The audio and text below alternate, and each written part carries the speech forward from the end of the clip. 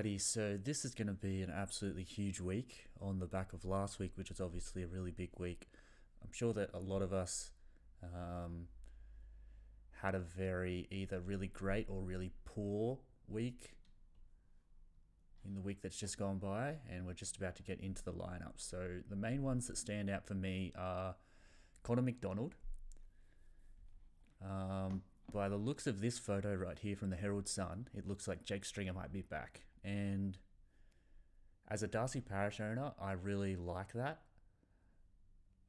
The reason I say that is because they need a forward target. I think when Harrison Jones came into the team against Port Adelaide, I think that might have been their last game, he was really helpful just as someone to kick to. So I think they will use Stringer in the forward line. If they use Stringer in the middle, that could be a little bit of a issue for Darcy Parish getting heaps of the ball. But at the end of the day, he's basically the number one accumulator in the game right now. So I'm not too worried about it. So big news last night was Sam Hayes being omitted. And that originally I thought, I've got Sam Hayes, that's terrible news. But guess what? I've got Darcy and Gawn playing this week anyway, presuming they play. So it's actually fantastic news for me. So I was so stoked to see Sam Hayes be omitted. I'll be gutted if he is omitted next week because I really need him to play. But seeing him omitted this week, knowing so many people have wits, is fantastic news for me. So that comes as really great news, and so does Maurice Rioli being omitted as well.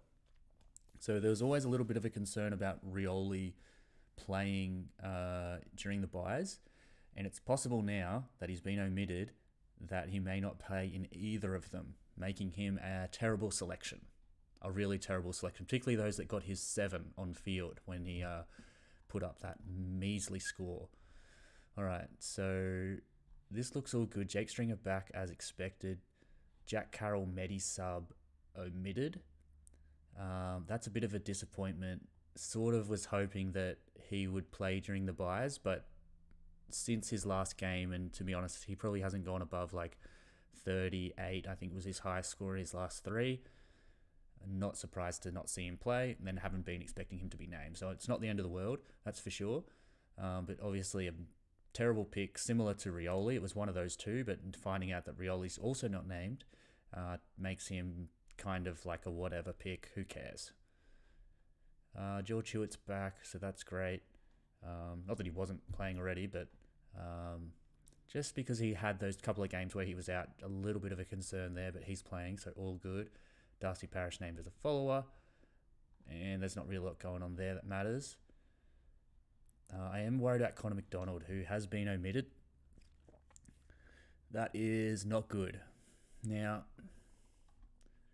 he was shit, obviously, and it is a little bit like, what were you expecting from Conor Mcdonald anyway? What was he going to score for you anyway? And it's like the only reason that Conor Mcdonald is worth anything is if he gets a 50 and you happen to get a player that gets injured or concussed or something, and his score happens to count because of that. Or if he's your 18th player and you don't get a donut, that's the other reason he would be valuable. So the fact that he's omitted, I was definitely counting on him playing. Obviously, he's not going to play next week. At least he played last week. I actually don't even think he counted anyway, so to that point. But we'll see. We'll see how the team looks and what decisions we're going to make around that, but it's probably not going to mean anything, to be honest. However, I was certainly expecting to play, so that's a little bit of a disappointment. But like I said, he's just someone that's kind of like a backstop. He's never going to go over 50, and if he even went 50, you'd be like, wow, what a game for him, because he's so crap. So Lloyd Meek omitted. This is great news. He had a good game from all reports. I didn't actually watch that game. But yeah, Sean Darcy is the solo ruck against Hawthorn. There's massive potential for him to go huge in that game. Obviously, his work around the ground improves, cursing a team that they'll be quite heavy favourites against, as well as not having Meek there means he's going to basically have almost the entirety of the ruck time, apart from when Lob makes a few cameos. So very, very good news there. Braden Preuss back. So anyone that traded out Preuss instead of Hayes will now probably be kicking themselves. So I traded out Bruce. However, because I don't have Wits, it's not a big deal for me, presuming Hayes comes back. Now, if you kept Bruce, which I know some people did, and traded out Hayes instead, then you'd be laughing, because this guy's probably got still quite a lot of money to make, particularly if he plays for the next 2 games. And now that he's actually been named on the interchange with Matt Flynn still in the team, so I thought Matt Flynn might have been dropped. But obviously you still want to have Bruce over Hayes, considering Hayes isn't playing right now. Aaron Hall's back, so that is a cheeky little pod option for anyone that hasn't already got a completed defense. But guess what? Defenders have been that good this year that Aaron Hall as a defensive option is a lot less attractive. He's always still got that injury risk, even though he's only has to play half of a season now remaining. But his scoring potential was always his big hallmark, the big reason why you'd want to bring in Aaron Hall. However, this year, the scoring and defense with the likes of Hewitt, Sinclair, Stewart, Sicily, it's like whatever. He would be tough pressed to be doing better than those guys anyway. Plus, you have to take on that injury risk burden, which you just don't want to do. So I don't see anything here that really matters. It looks like, I guess, again, there's just fuck all games because of the buys, I guess. But great news is that there's some footy on tonight. So let's get into my team and how I went. It was a mixed bag, to say the least.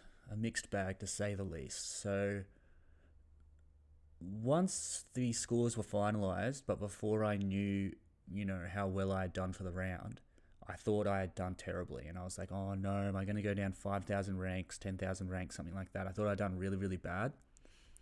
But finding out that I've only gone down 643 ranks, I'm very, very pleased. I would say the first buy was the buy that I was least prepared for. However, the last buy isn't too fantastic. But I think that this week I'm in fantastic shape to put a hurting on anyone that's in my vicinity in the ranks. We'll see what happens. I don't want to jinx that, but I think, in a very good position for this round. However, I did just lose Conor Mcdonald, meaning I'll probably have 18 on field, or 19. I don't know. We'll have to check that out in a sec. But I've just got a lot of premiums playing.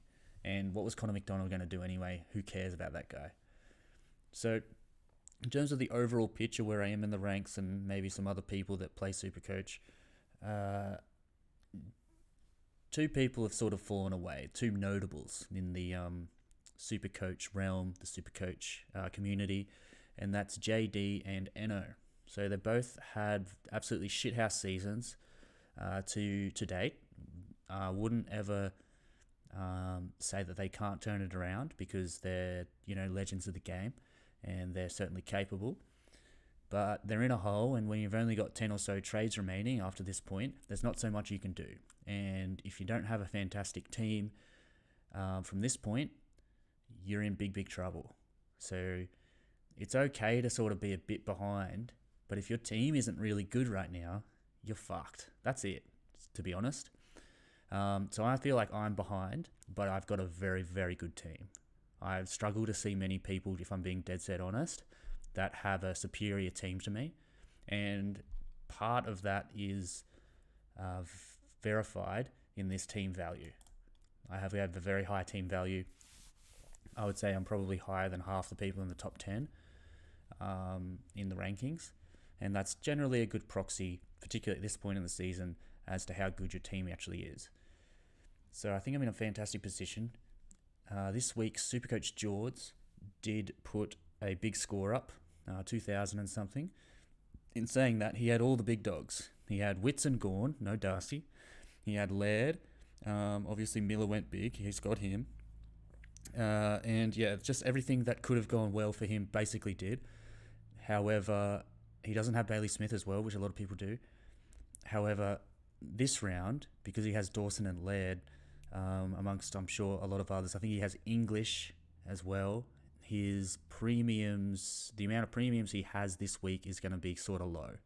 So it's sort of like a bit of a flipping of the script versus he and I last week. He had obviously heavy premium, a heavy amount of premiums going into that round. However, this week the script will be flipped ideally in terms of the scoring, and he might be in a bit of trouble, particularly with a lot of people right now who just lost Hayes, McDonald, and Rioli. So if anyone that just lost those three and was like only had 18, they're fucked. What the fuck are they going to do, man? And particularly a lot of people like myself are doing 3 trades this week to get as many people on field as possible. So I think I've got 18, and I may have had prepared originally for 20, but have had a couple fall away. So Jacob Ware. This could be a problem. All right, so he's been named as an emergency with Kennedy, Whitfield, and Haynes coming back into the team. That suggests to me that he's not going to play. So it looks like we just lost Jacob Ware as an option. What about Sam Durden? I feel like people have been talking about him. No Sam Durden. There is a Jordan Boyd. How expensive is he? Let's have a look at how expensive Jordan Boyd is, because that might be the only option. Has he played? He's already gone up, so no, not Jordan Boyd.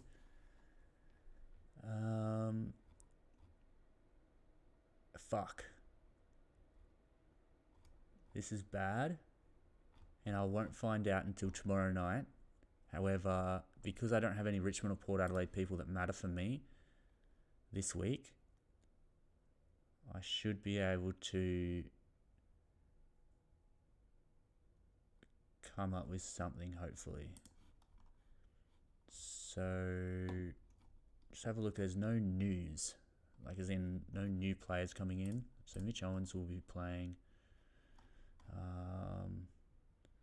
Jackson Callow, who's he? I presume he's not a defender. Nope.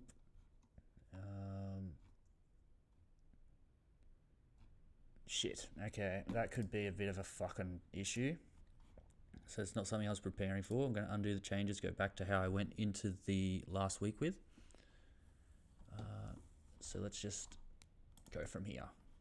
All right. So last week, this was the team, and this is how I went in. So I'm obviously last week, if you watched the video, I gave a big rap on Took Miller. He obviously wasn't in very good form leading into the game. Has had a pretty lackluster season overall until this week where he's gone big. So he went 59, 109. You're thinking, shit, is he really that good of a choice?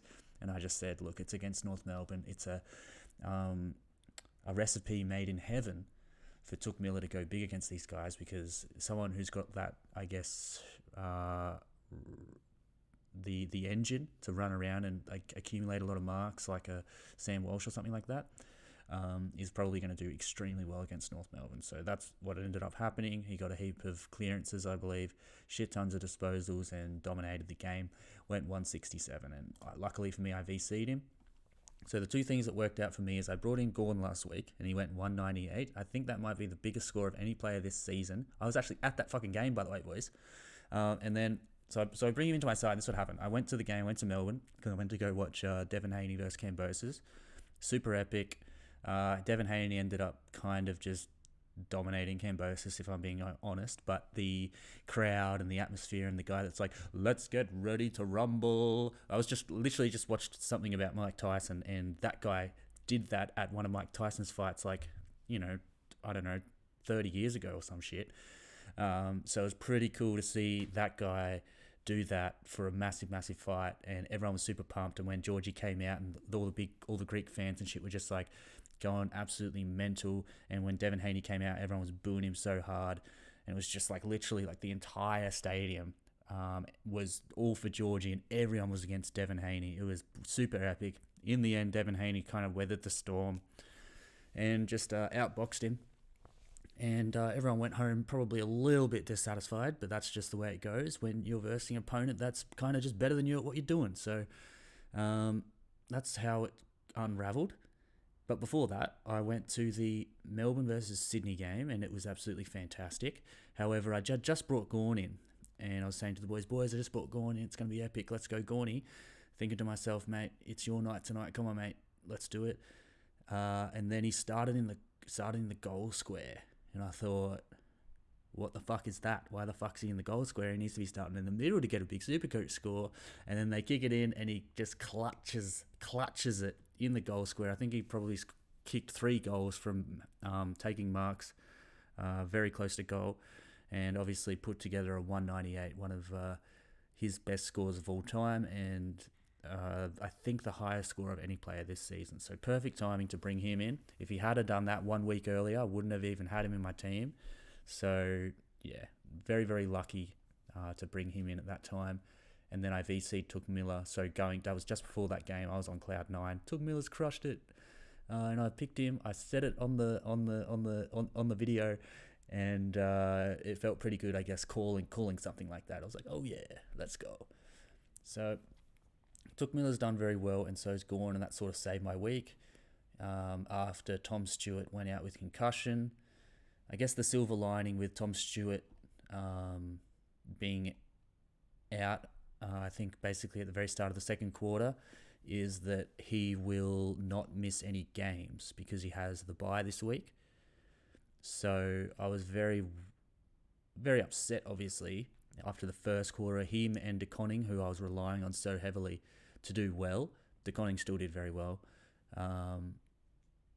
For Tom Stewart to then go down, I was just gutted, bro. Just absolutely gutted. Like, oh, I can't believe this shit. But then Bailey Smith headbutting Zach Tui. I was like, well, it could be worse. Like, at least I don't have Bailey Smith. Bailey Smith only got a 64. What's that? 24 more points. Plus now he's going to miss 2 games, and he's turned out to be an absolutely shocking trade-in. You probably have to trade him out, in fact, if you've still got him. So luckily for me, I didn't jump on Bailey Smith. It wasn't really in my plans, just with my structure anyway. But anyone that did just got absolutely walloped, and that's the nature of Supercoach. Sometimes you make a decision that seems like a good one, and it turns out to be absolutely dog shit. You know, like Tom Stewart this week. He's a great pick, and he fucking gets concussed, and it's like you get punished for that. That sucks. But I would say Bailey Smith owners got punished a lot more. A lot of people jumped on Tim English this week and also kind of got punished with him only getting an 80. I think his lowest score for the year, which I also said, boys, last week, the reason he's like, people are so hyped on him is that he versed West Coast. And every ruckman goes absolutely massive against West Coast because they fucking suck. And they don't really have a good ruckman. And, you know, like if you've got the combination of Tim English, who gets a lot of points, getting shit tons of disposals, and an absolutely terrible team, literally the worst in the competition in West Coast, it's going to inflate how many points he gets, and people are going to be kind of goaded into maybe picking him up. The other concern I have for Tim English, which is the main thing I stressed, was after the bye, does Stephen Martin come back in? Let's keep in mind, boys, that in the preliminary final and the grand final last year, Stephen Martin played with Tim English, and therefore Bevo, the cook cunt, will probably thinks in his twisted head that the best team, that the Bulldogs' best team has Tim English and Stephen Martin in it. And we're going to find out after the buys, once Stephen Martin's got over his little ankle problem, if that's the case. And if it is, Tim English is not a good trade-in my opinion. So that could actually hurt all of these people that paid up big time, almost 600k for the poor bugger. We'll see what happens though. I think Tim English, if he plays solo ruck, is a must-have, and I will be in a position to pick him up if that's the case. But if Stephen Martin comes into the team, I'm not interested in him. So this is what we're looking at doing for this round. I mean, you look at this. This is fucking shambles right now, right? But these are my trades. And these trades were predetermined. I think I even said I was going to do this last week, but McComb, De Koning, actually it's not predetermined, and I might actually have to change this up. Hopefully not. Shit, my fucking phone's going off. Hopefully you guys can't hear that. So I've got DeConning going out for sure, McComb going out for sure. However, I am worried about who the fuck I'm going to put in defence now. That Ware looks like he's probably not going to play. However, I just have a sneaking suspicion. Let's have a look. I mean, you could drop Stain, you could drop O'Halloran, you could drop Bruin, and I don't know how tall they are at the back there, but you could drop Keefe. And that could mean that Ware, who I just have a feeling that this coach really likes him. I just have a feeling that he really likes Jacob Ware for some reason. And I'm still bullish on Jacob Ware playing. So I'm going to roll with Jacob Ware coming in. Plus, what the fuck else am I going to do? And go with what I would like to do. So now knowing that Conor McDonald is out, that's the reason that this may change. But I'm actually going to go with Corey Durden. So Corey Durden's going to play, whilst Roses and Jeffrey are not going to play. And the players I'm going to bring in are Owens is the obvious one. He's definitely coming in. Ware is definitely coming in. I mean, there's a chance I even just go for a fucking like a loophole donut type player. But we'll see. And then my man, who I am so happy I have the money for, Walsh. So my original plan was to do, because Durden's going to play 2 games, I was going to do Roses. But the problem with Roses now is he goes 83, and his last game was 64, so he's got a break even of 6. And that basically means that he's going to make quite a bit of money. So there's a chance I don't do this, particularly if Ware doesn't play, then I'll probably just have to drop Roses purely to not get a donut. But if Ware plays, and like I said, I've just got a feeling he will. I'm bullish. I'm bullish on Ware playing. So let's set this up. Short comes in for these flops. Parrish is coming in. Obviously, McRae will come out. Cripper will come in for, I guess it can be Miller. Hayes isn't playing. What a pity, but let's go. These two have been named, so it's all good. And then we got Butters coming in for really just okay, so we're hoping that this is team and everyone plays. 1, 2, 3, 4, 5. So it's a full defense, 1 missing, and then 3 missing. So that would leave me with 18 playing. If I get this, I think that I'll roll with having 18, particularly with the carnage that's taken place with Hayes going down, Rioli going down, possibly McDonald definitely going down. Like, he's not an emergency or anything. I mean, it said he was fully omitted. He's literally, he's gone. He might be a medi-sub or some bullshit. And then, I mean, a lot of people probably even already brought Ware in, only 8%. So,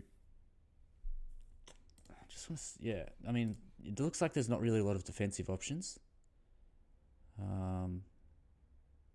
So we'll see. But basically, the reason I'd like to go Durden, so I can just put Durden in, and then I guess I'll still have 18 if I don't go Ware, and I guess I get rid of Rose or some shit. But the reason I want to keep Rose is because you break even a 4. And in my opinion, he's got a good matchup in Adelaide. I don't like the Port Adelaide matchup, but I think that he can probably go 60-60 and be 300. And then Jeffrey really only needs the 1 game, plus I'd like to get rid of him. So I think he can do it better than 55. If he goes like 70 or some shit, he'll probably be around that 290, 295 mark. So what I'm going to do is focus on completing my forward line, and it really only needs 1 extra player. So I'm just going to do this to give some insight to the way it looks. So we've got 1 more player to upgrade. And this is what I'm thinking. This is actually fucking crazy. This is crazy, okay? This is where I'm going to really pot it up. So I've already potted it up with Walsh, who's only 7%, and Parrish, who is only, I think, maybe 12% or something, 10%. So these 2 guys are my uber pods, who in my opinion are like 2 of the best mids in the game, and their back ends of the season have the potential to be absolute game changers. Not many people have either of these guys, let alone both. So I'm in a fantastic position having Walsh and Parrish. I think that I've got the best defence you could possibly have in the back line, except for probably Short. And I think that I'll have the ability to get rid of Short at least halfway down the track in maybe 19, 20, 21 sort of range. Once I can really get down to low trades to drop him. If he can't perform in the midfield, which I still believe he can. And I mean, we'll see tonight. I'm so happy that the footy's on tonight.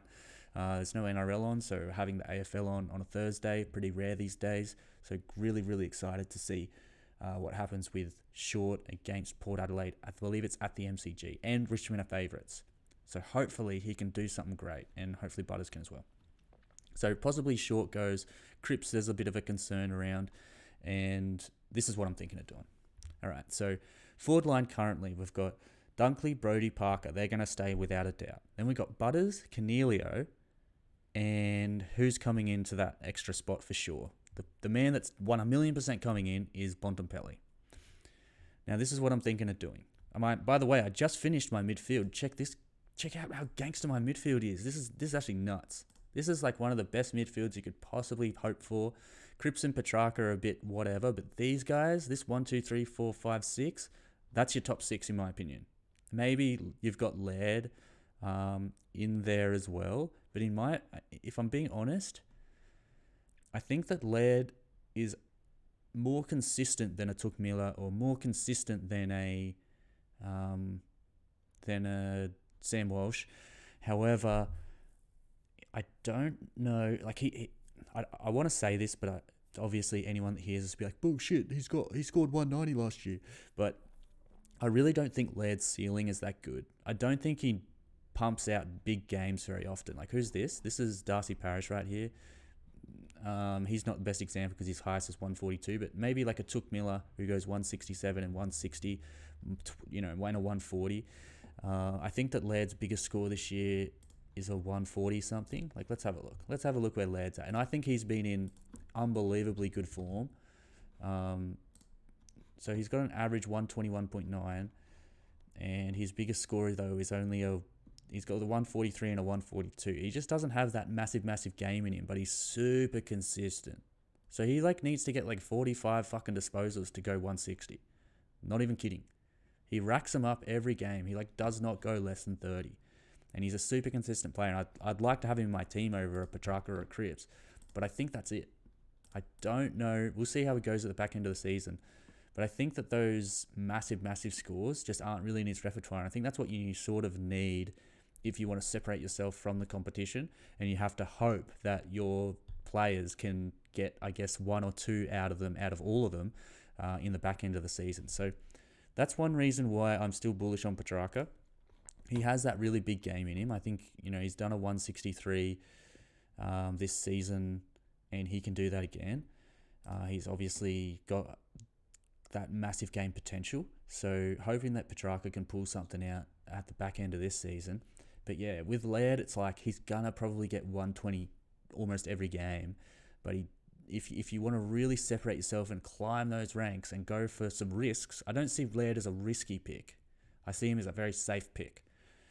Still prefer to have him obviously over Cripps and Petrarca, but I'm happy with this as my top 6. So I don't think many people are going to have this 6 as well as Laird. I think usually someone's got a Brayshaw or a Petrarca. Almost everyone has Cripps. So I've got virtually the best midfield I could possibly hope for. I would take Parish and Walsh over Laird. So we'll see how all that goes. But back to the fucking bombshell, boys. Sorry, I went on a bit of a tangent there. But the bombshell is this. What I'm going to do, I've got 10 trades left, and I am going at this stage to use 5 trades. And the 5 people that I'm going to piece, and the reason why I'm keeping Roses and Jeffrey is for this purpose, is Jeffrey and Roses, who will be 300k. Hayes, we're hoping will be 315 or some shit, maybe 320 if he has a good game next week, just presuming he's going to play. Clark is going to get pieced. So, sorry, I'm actually going to do 6 trades. Cornelio and Butters. So 1, 2, 3, 4, 5, 6. See you later. Everyone's over 300k. Obviously, Cornelio and Butters will be around that 485 mark. And what that's going to let me do is I'm not going to make any trades going into the bye next week. And that means I think I have to play 19 players. So hopefully we're fucking players. And then I'm going to go crazy. And I'm going to bring in the best of the best. And I'm basically going to complete my team. Like, keep in mind that this part here, everything other than the forward line right now is complete. And I've only got one spot, technically. But fuck Cornelio and Butters, they are not cream of the crop. They're not creme de la creme. All right? When you've got Bontempelli, you've got Bailey Smith, you've got Tim English potentially, these guys are the guys that need to come in. Now, my original plan was to go Tim English. But Tim English is 600 and something K. Yes, he will come down because of that 80 that he scored. However, if Stephen Martin's in the team, I'm not bullish on Tim English, as I've said. So what I'm going to do, and fuck, this is a bombshell, lads, is I'm going to go for this guy. I mentioned him in my first video, and I called him a steward of the game. And that's what he is. He's a steward of the game. However, he was never someone I ever expected to bring into my team, particularly because he was a solo ruck. But it's this man. It's Todd Goldstein. What the fuck, you're probably saying? Toddy Goldstein? 3%? Why would you pick him up? 522. Now, the only reason he's that low is because he hasn't stopped increasing in price. Like, he started at 548, dropped down because of some absolute stinkers when Sherry was playing and Sherry was getting all the ruck time. Sherry then gets injured and it's like, shit, Goldstein's actually a beast. We forgot all about him. 125, 142, 103. Imagine getting these sorts of scores from a ruckman. Now check out Todd Goldstein on Supercoach. Look, check out these statistics. My concern was, oh shit, Sherry's back. Is that having an impact on his ruck time? I don't really give a shit that much about his ruck time, to be honest. All I care about is his hit outs. That's my proxy. So when Sherry wasn't playing, he had 36, 34, and then it went down a touch, but not much. 25, 33, 30, 27. So he's still getting virtually the same amount of ruck time. Maybe, what percent would that be? Maybe 3.4, 20% less ruck time. But it's not stopping him going 103, 123. I'm not expecting him to go 120 average, which is what he did for those 3 weeks. I'm hoping he goes 105 average or better, or 110. And the thing is his run, I believe, is quite good. Is this Tommy? This Toddy, I should say. So GWS, I expect if he's versus Braden Bruce in particular, he's not going to have a great game. Adelaide, he's got Riley O'Brien. But the thing is with Todd Goldstein is it's not all about the hit outs either. Obviously, they help a lot, as proved by those Supercoach statistics that I just showed you. But Todd Goldstein can really rack them up around the ground and take marks and get involved and shit like that. Like I said, he's a steward of the game. But against Adelaide, Riley O'Brien, it's like he's going to be competitive in the ruck and he gets to verse Adelaide, a fucking terrible team, shitty midfield. And then he gets to verse Reece Stanley, competitive in the ruck again, but midfielders go big against Geelong almost every game. Collingwood, probably going to be Darcy Cameron. He could put something on Darcy Cameron and say, hey, guess what, young buck? I'm the real big dog around here and I've got the miles on the clock, but guess what? I'm also, a steely veteran, and he could tail up Darcy Cameron and put a statement on him. Richmond, again, could easily do a lot of good work around the ground against Hawthorn as well, Essendon as well. Sydney, we'll see if Hickey's back, but I'm bullish against Adelaide. And then Gold Coast isn't great, but he even went up against Jared Witts last week. Who knows? Jared Witts will probably be injured by then. Just kidding. But he's went 98 against Jared Witts, and I believe the conditions were absolutely terrible, which is obviously when you're fucking almost 7 foot, it's going to be not very helpful to get points around the ground. But in a round 23 against Gold Coast at Marvel, under the roof, we might see Todd Goldstein go big. He's not someone, like I said, he's a steward of the game. He's not someone that, like, just because it's round 23 and both Gold Coast and North Melbourne have nothing to play for, he's going to turn up. He wants a contract next year. I mean, I don't know if he has one or not, probably doesn't. So he's going to fucking bring it, boys. This back end of the year could be some legendary fucking shit for Toddy Goldstein. Keeping in mind, he's got a 5-round average 110 and a 3-round average 103. I'd take that all day. So for his money, it'll save me, I guess, 80k and really guarantee that I can do some sweet shit. And I'll basically just get rid of Hayes for a ruck forward loophole and then bring in Todd Goldstein. So I got that swing ability if I happen to need it for whatever reason. But also going for a 102 400 player as well as Todd Goldstein, will probably be about 80k less than Tim English or thereabouts, is going to put me in good stead. So bringing in Todd Goldstein at this stage, which is kind of crazy, and that'll be not next week but the week after. And then I've got just one up, one down, which is easy when you've got 485 players for Bontempelli and Bailey Smith. Bailey Smith I get the benefit of him probably playing one game coming down in price because that 64 he scored. So I'll get him quite cheap. And then what it does actually open the door, because it's going to be so easy to do Cornelio and Butters one up, one down, it opens the door to actually not even worry. And this is the other reason why I'm going Goldstein over English. Not even worry. This is some baller plays. This is something I would always hoped I would be able to do, but I never...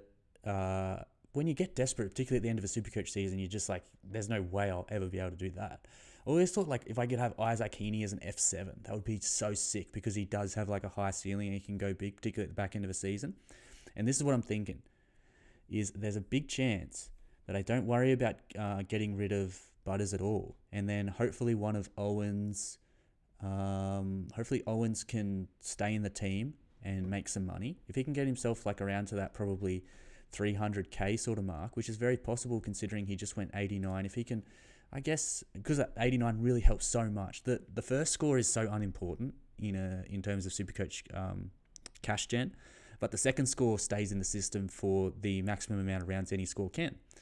So that he'll get the benefit of, I guess that's actually wrong. It's one less than the maximum, but he'll have that 89 in for two price cycles, and that's usually enough to kind of get the initial boost required to get to a high amount quite quickly, similar to what Joel Jeffrey did.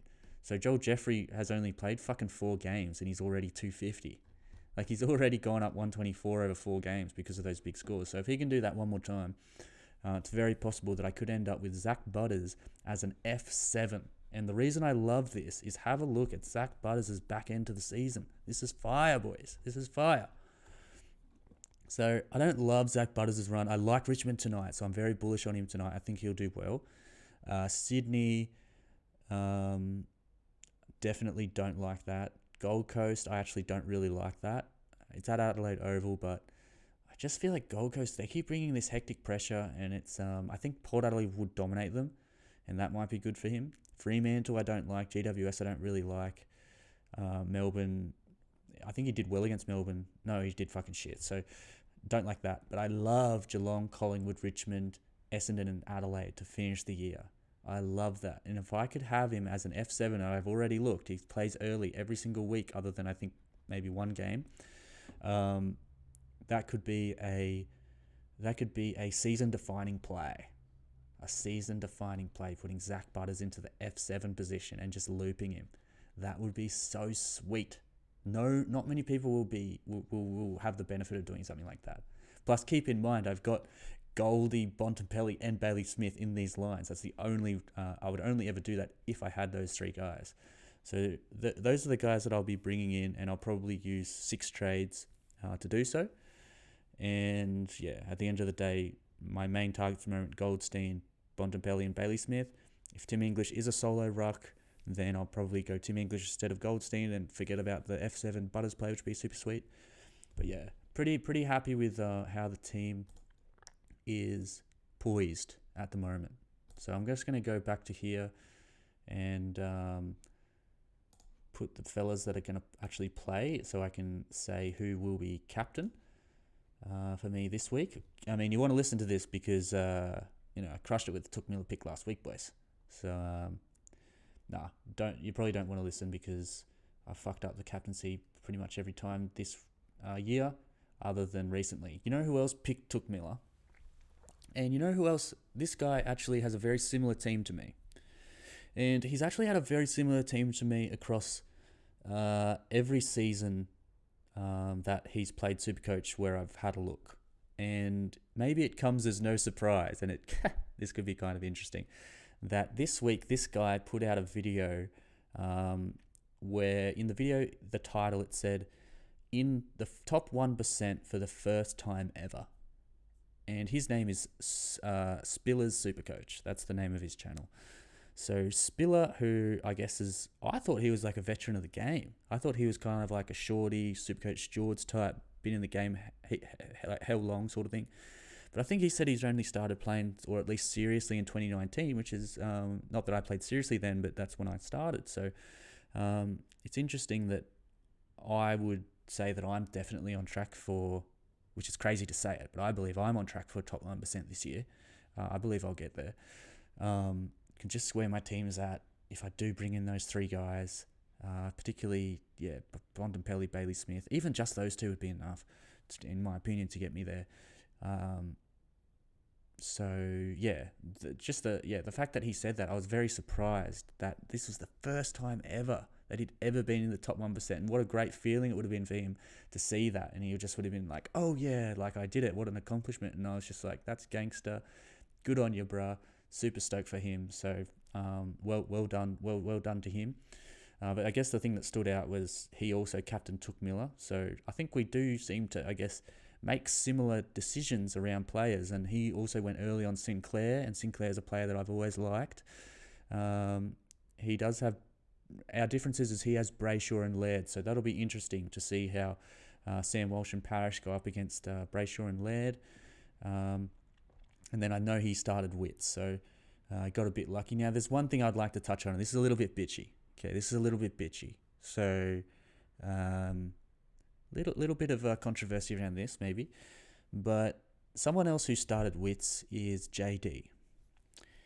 And when I watched the Fantasy Take podcast, and I watched JD's material, I watched his, maybe not the whole review, but I certainly will click on it, see what score he got, see what trades he's making, that type of thing. And what I noticed with JD is he won't stop talking about Will Brodie. And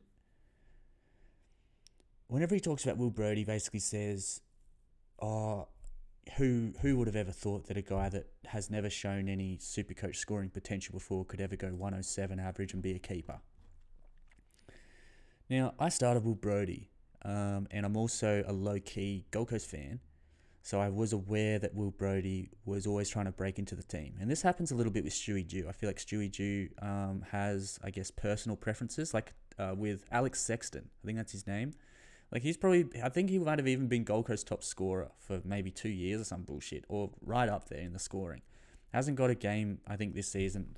Maybe he's like not even on the list. I don't know. Let's have a look at Alex Sexton.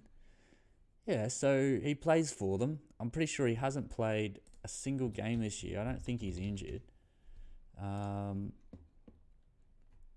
He's played 3 games this year, and he played in rounds 1, 2, and 3.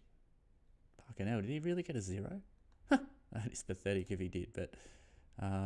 unused substitute. So Stewie Dews basically said, fuck you, you're going to be a substitute, not even going to bother using you. Even though... over the years, he's been one of the Gold Coast best players. If you just have a look at the goals he scores, 1, 2, 1, 1, 3. That's pretty shit, but 1, 4, 0, 3, 3. So, I mean, he's right up there in terms of small forward scoring, particularly in a team that would have scored fuck all goals that year. And he just stood up. And that's shortened quarters as well. So, Alex Sexton has ability. And he's been one of Gold Coast's at least best goal scorers over a long period. But Stewie Chew's just like, fuck that guy, I don't like him. And I feel like he did the same thing with Will Brodie. Will Brodie in the NEFL, I guess it's the VFL equivalent for Gold Coast, was racking up the pill regularly. 30-plus disposals virtually every game. And just couldn't break in. Whenever he did, he was probably, getting fuck all time on ground, maybe not getting thrown straight into the centre, and wouldn't rack up the pill like he was in the NEFL. And I guess Stewie Dew used that as reason enough to be like, fuck this guy, I don't like him anyway, see you later, bud. So he gets brought on by Justin Longmuir, who seems like has a very different demeanour to Stewie Dew, a quiet guy, probably has some fucking dark secrets, who knows. And he seems to, I guess, get along with Will Brodie. He's like, I don't care that you're going to play 66% time on ground. You can fucking go straight into the middle every time. And what I love about Will Brodie is you watch him play, and it's no surprise that he racks the ball up so much because he just fucking he's just like, it doesn't even matter if it's his own teammates. He's like, that's my fucking ball. I'm getting it, and I'm dishing it out, and he usually finds a target. So he's just been in this inspired form, and obviously he's a forward, but really he's playing as a midfielder, and going 107 doesn't actually surprise me. It definitely surprises me. Don't get me wrong, but it doesn't surprise me that much, considering his disposal ability in the lower grade with extraordinary consistency. So he was a definite smart starting pick, and for that reason, I'm pretty sure he was owned by like about the same amount of people just to start the season. So I would say he actually was owned by more people than this. I think people have jumped off of him because they're like, oh shit, he can't keep up this forever. I reckon people got rid of him around this 75 probably.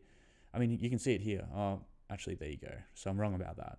But 39.5%. So fucking 40% of people thought that he was a starter. That's enough to be like, you probably should have started him, particularly considering what's gone on and ended up happening. So JD's a little salty about that, and he's, I guess, sure that it's kind of luck. That's pretty much what he's putting it down to. That's what his saltiness is leading to. All these people got lucky. Who would have thought? It made no sense. There was no logical sense to Will Brodie scoring well. And it's like, bro, he actually does score quite well per minute, period, in AFL. And that was playing for fucking Gold Coast, probably not in the ideal role. Longmuir then says this guy's going to be our guy to get the ball out of the middle and dish it out, which is exactly what's happened, like I just said. He said that before the season started. And if you look at his NEFL numbers, they're absolutely insane. So it's like, you can't say that there was no logic behind the madness here. I mean, it's certainly madness going 107. I mean, that's just nuts. I get that. But this is the thing, is you can't be fucking salty about Will Brodie going well, where there's actually, in my opinion, a lot more logic there than Jared Witts. Like, he started Jared Witts. So he's like, my season's, capitulated because I don't have Will Brodie. But it's like, bro, you started Jared Witts. Like, this guy just went a 119.5 average, and you got to start him. That's one trade you never had to worry about. And he's basically been R1 for the entire season until Gawn just went 198 and just blew that out of the water. But, look at this. That's way more surprising to me than Will Brodie. Like, this guy that's like a massive injury risk, having the most extraordinary form of his career. It's like, this makes up for your Will Brodie loss, okay? I didn't start Jared Witts, so it's like Will Brodie just makes up for that. And he's way more of a pod than Will Brodie was, which means he's significantly more valuable. So I would say that, I mean, you could debate who was the more valuable player you'd want to start, blah, blah, blah. You'd probably say Will Brodie was more valuable. However, due to the percentage of people owned, there's an argument for Witts there. But the point is it's a tough debate between which one you would prefer to have started. And in fact, you might say Witts. Well, you'd probably say you'd prefer to start Brodie. That would be my opinion. However, there is a debate there. Where there's a stronger debate or more difficulty to choose is who was more of a surprise. Who surprised you more? And it's like, I would say I'm more surprised, in my personal opinion, by Jared Witts doing this than I am by Will Brodie doing what he did. So you win some and you lose some. So you can't blame the whole season going like to shit just because of Will Brodie, particularly when you started Jared Witts. So I would say from that point of view, I've got a little more sympathy for Eno, who didn't start Witts or Brodie, and still doesn't have Brodie, now has brought in Witts, than I do probably for JD. I think JD has actually made very poor decisions this year, and he would certainly recognise that and acknowledge that. And I still, don't get me wrong, fucking love the guy. Watch his videos, watch the Fantasy Take podcast. When it was just Supercoach George and Eno on the podcast, I thought, this is fantastic. And then they brought JD in, and I was like, every time someone new comes in, you're just like, oh, I don't know about this. But fantastic addition to the podcast. Like, you love, like, it's such a great balance. You've got the pragmatist in Eno. You've got Supercoach with his Supercoach George with his wily strategies, and he's a little bit out of the box. I don't know if it's time. How am I for time? Fucking hell, I've gone that long again. Oh my god. Oh my gosh. So I'm going to try and wrap it up, but whatever. I've gone this long, but as well. So I do want to say this. So it's like, the pragmatist in Eno, he's like, doesn't take a whole heap of risks.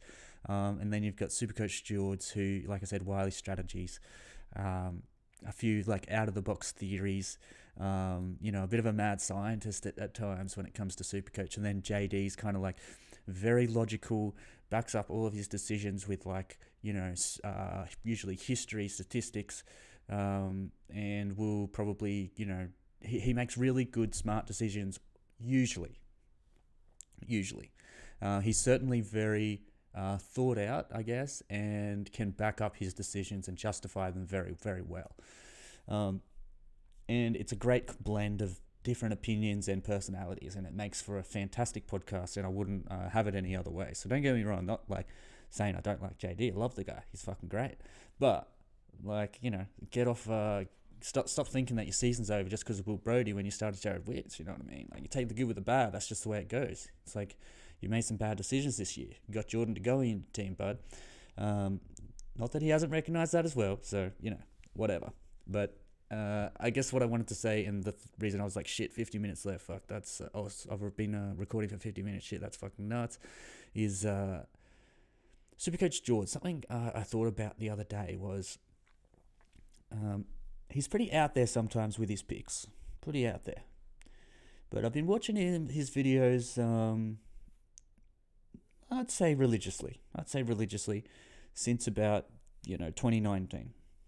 And some of his picks are just complete dog shit, like Jack Bowes. Got goaded into that one. Thanks a lot, bud. That one hurt. But he also makes these picks that don't necessarily work, but in hindsight, given enough time, it's like, shit, there was method to the madness. And the one that stands out is this. The number one guy that stands out is Jack Steele. So I think in 2019, George started Jack Steele. And I think a lot of people were like, poofed, why would you pick him?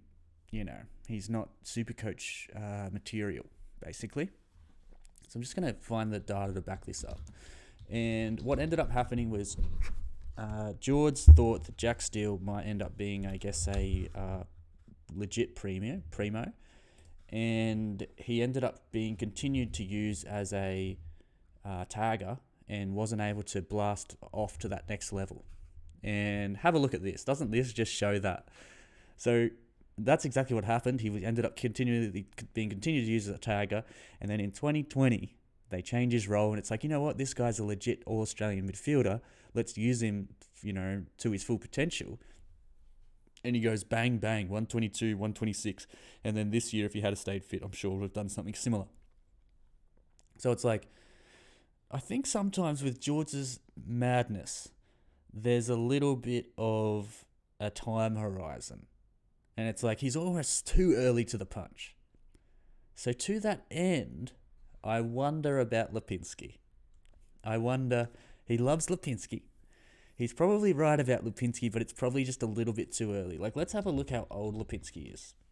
He's probably quite young, and it usually takes a while, particularly if you're a midfielder, big-bodied midfielder, as they say. I mean, only 80 kilos according to Wikipedia. And sometimes it takes a little bit of time to, turn into a beast. So Jack Steele didn't turn into a beast until he was, I guess, 24. And that's what Pat Lipinski is going to be next year. And he has the role for it. Collingwood seem to put a lot of trust in him.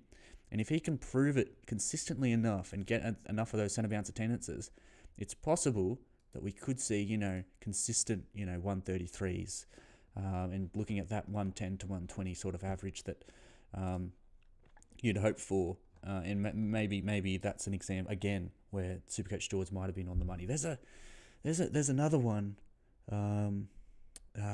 where that exact same thing happened as well. But happens every now and then, and you always want to kind of see like where he's at and what he's thinking, and you never want to write any of these guys off because they're the real deal. So very happy that tonight we have a fantastic game on.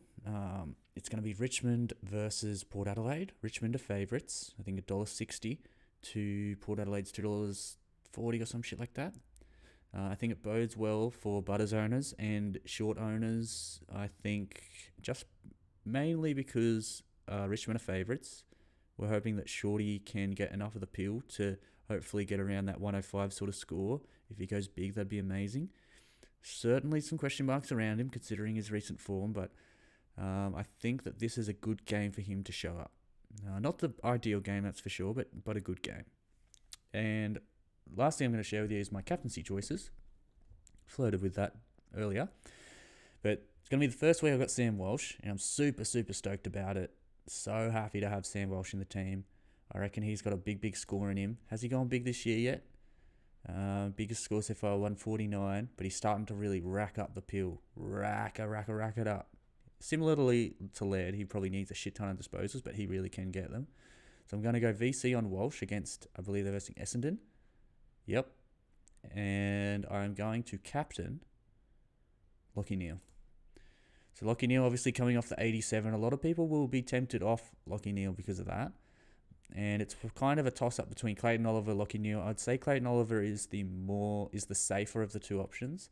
And I mean, you could even go VC Neale, Captain Oliver. I think that's what JD's doing. And to my point, like that is probably the smart, best decision you can make.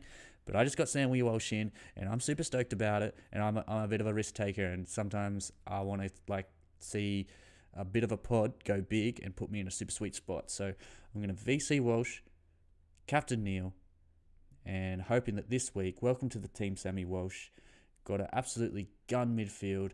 Hopefully we can get 18 on field, which will be all of the players that are currently showing playing, including Ware. So there's a possibility that he gets pieced, but I should be able to do this on the fly. I don't think I've ever done this yet, this on the fly trading. I'm just going to leave it as it is, let it roll over, and use the new system to my advantage. Because the chance Durden comes back, but we'll see. So all the best to you, and hope that all of your trade plans have worked out and you've been able to do what you've wanted to do. That's what happened for me, and I'm very, very grateful for that, because we all know how frustrating it is when that's not the case. But good luck to Shorty, good luck to Butters, the F7, the future winner and game changer of my season, Zach Butters, the guy I literally hate the most out of everyone in my team. Just see his face and I think I could punch his face and feel good about it. Would never do it, of course, but that's how I feel when I see him. Don't know if anyone else has that, but that can all change because he's going to be F7. He's going to go big. The back end of the season for Zach Butters is going to be absolutely epic. Have a look at this. This is something special. Geelong, that's a 120. Collingwood, 120. Richmond, 120. Essendon, he's going 150 against them. And Adelaide to finish the season. They're going to need to get into finals. And Zach Butters is going big again to get a massive F7 big pick after Bailey Smith's gone off the rails again and headbutted another guy. He's probably getting another 3 weeks to end the season. Everyone's down to a donut. And I've got Zach Butters coming in with a 160 against Adelaide. So we'll see what happens, but I'm bullish, boys, and hoping for the best, and I wish you the best as well. So that'll be about that then.